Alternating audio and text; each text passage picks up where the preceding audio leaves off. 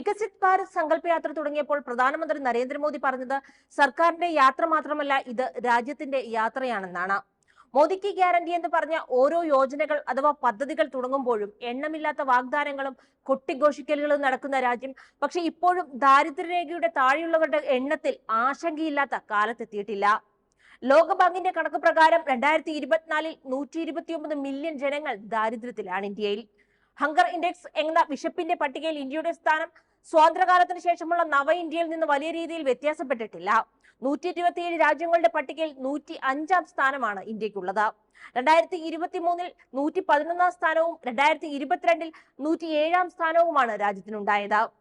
സ്വാതന്ത്ര്യാനന്തരം രാജ്യത്തിന്റെ പ്രധാന ലക്ഷ്യങ്ങളായി ഉണ്ടായിരുന്നവ വിശപ്പും പാർപ്പിടവും വസ്ത്രവും ജോലിയുമായിരുന്നു. സ്വാതന്ത്ര്യാനന്തരം 75 വർഷങ്ങൾക്കിപ്പുറവും രാജ്യത്തെ പ്രധാന പദ്ധതികളിലെല്ലാം ഇവ ഇല്ലായ്മ ചെയ്യാൻ ലക്ഷ്യമിട്ടുള്ളത് തന്നെയാണ്. പ്രധാനമന്ത്രിമാരുടെ പേരിൽ നിരവധി പദ്ധതികൾ കോൺഗ്രസ് സർക്കാരിന്റെ കാലം തൊട്ടേ രാജ്യത്തുണ്ടായിട്ടുണ്ട്. പല പദ്ധതികളും രാജ്യത്തെ അവസ്ഥയിൽ മാറ്റമുണ്ടാക്കുന്ന തരത്തിൽ വിജയവും കണ്ടിട്ടുണ്ട്. പ്രധാനമന്ത്രി നരേന്ദ്രമോദിയുടെ കാലത്ത് മോദി ഗ്യാരണ്ടി എന്ന് ഉറക്കെ പറഞ്ഞുകൊണ്ട് തന്നെ പല പദ്ധതികളും സർക്കാർ കൊണ്ടുവന്നിട്ടുണ്ട്. പ്രധാനമന്ത്രി ആവാസ് യോജനയും ഗരീബ് കല്യാൺ റോസ്ഗർ യോജനയും അടക്കം പട്ടിണിയും പരിവട്ടവും പാർപ്പിടമില്ലായ്മയും ഇല്ലാതാക്കാനുള്ള പദ്ധതികളാണ് ഏറെയും. ഇത്രയെല്ലാമായിട്ടും വികസിത ഇന്ത്യയുടെ കാര്യത്തിൽ പ്രധാന വെല്ലുവിളികൾ ഇന്നും ഈ അടിസ്ഥാന പ്രശ്നങ്ങൾ തന്നെയാണ്. ദാരിദ്ര്യത്തിന്റെയും വിശപ്പിന്റെയും പട്ടികയിൽ അയൽ രാജ്യങ്ങളിലേതുപോലെ അവർക്കൊപ്പം പൊങ്ങിയും താഴ്ന്നും ലോക പട്ടികയിൽ വലിയ മാറ്റമില്ലാതെ രാജ്യം തുടരുന്നു. അപ്പോൾ ഉയരുന്ന ചോദ്യമാണ്, കൊട്ടിഘോഷിക്കപ്പെടുന്ന പദ്ധതികൾ അർഹരായവർക്ക് ഗുണം ചെയ്യുന്നുണ്ടോ എന്നത്. പട്ടിണി പാവങ്ങളുടെയും തൊഴിലില്ലായ്മ അനുഭവിക്കുന്ന യുവത്വത്തിന്റെയും എണ്ണം രാജ്യത്തെ ആശങ്കയിലാക്കുമ്പോൾ ആർക്കാണ് ഭരണകൂടം പറയുന്ന പുരോഗതി ഉണ്ടാവുന്നതെന്ന ചോദ്യം ഉയരുന്നുണ്ട്. അർഹരായവരെക്കാൾ അനർഹർ ഈ പദ്ധതികളിൽ നിന്ന് നേട്ടമുണ്ടാക്കുന്നു എന്നതാണ് പല പദ്ധതികളും ഉദ്ദേശിച്ച ഫലം ലഭിക്കാതിരിക്കുന്നതിന് പിന്നിൽ. കഴിഞ്ഞ കുറച്ചു നാളുകൾക്കിടയിൽ ഉയർന്നുകേട്ട പല പരാതികളും രാജ്യത്തെ പ്രധാന പദ്ധതികളിലെ തട്ടിപ്പുകളുമായി ബന്ധപ്പെട്ടിട്ടുള്ളതാണ്.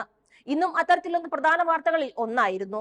വിവാഹിതരായ സ്ത്രീകൾക്കായി ഛത്തീസ്ഗഡ് സർക്കാർ നടപ്പിലാക്കുന്ന പദ്ധതിയിൽ തട്ടിപ്പെന്നും നടി സണ്ണി ലിയോണിന്റെ പേരിൽ അക്കൗണ്ട് തുറന്ന് തട്ടിപ്പ് സംഘം മാസം 1000 രൂപ വീതമാണ് കൈക്കലാക്കിയതെന്നുമാണ് ആ വാർത്ത.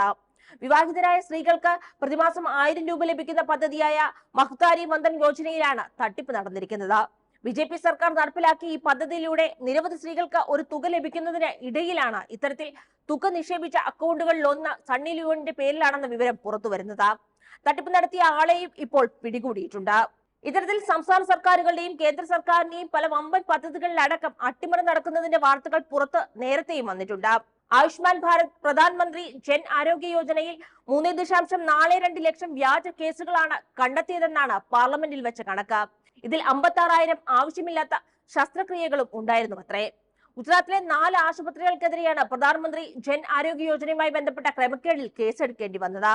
പ്രധാനമന്ത്രി ആവാസ് യോജനയുമായി ബന്ധപ്പെട്ട 120 കോടി രൂപയുടെ ക്രമക്കേടാണ് ആന്ധ്രയിലെ നെല്ലൂർ ഹൗസിംഗ് ബോർഡ് ഡിപ്പാർട്ട്മെന്റ് നടത്തിയത്. 300 ഉദ്യോഗസ്ഥരാണ് കുംഭകോണത്തിന് പിന്നിൽ. തമിഴ്നാട്ടിലും പ്രധാനമന്ത്രി ആവാസ് യോജനയിലെ തട്ടിപ്പിന് 50 ഉദ്യോഗസ്ഥർ പിടിയിലായിട്ടുണ്ട്. ഡൽഹിയിൽ ഇതേ പദ്ധതിയുമായി ബന്ധപ്പെട്ട ഏജന്റുമാർ തട്ടിപ്പ് നടത്തിയത് ഇന്ത്യ ടുഡേ എക്സ്ക്ലൂസീവ് റിപ്പോർട്ടിലൂടെ ലോകത്തെ അറിയിച്ചിരുന്നു.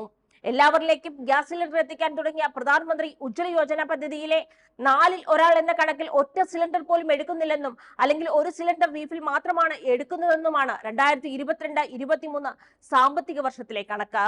BJP ഭരിക്കുന്ന മധ്യപ്രദേശിൽ 540 കോടി രൂപ മുടക്കി ഉണ്ടാക്കിയ 4.5 ലക്ഷം ശൗചാലയങ്ങൾ കാണാനില്ലെന്ന വാർത്ത വന്നത് 2020-ലാണ്. 540 കോടിയുടെ കുംഭകോണം.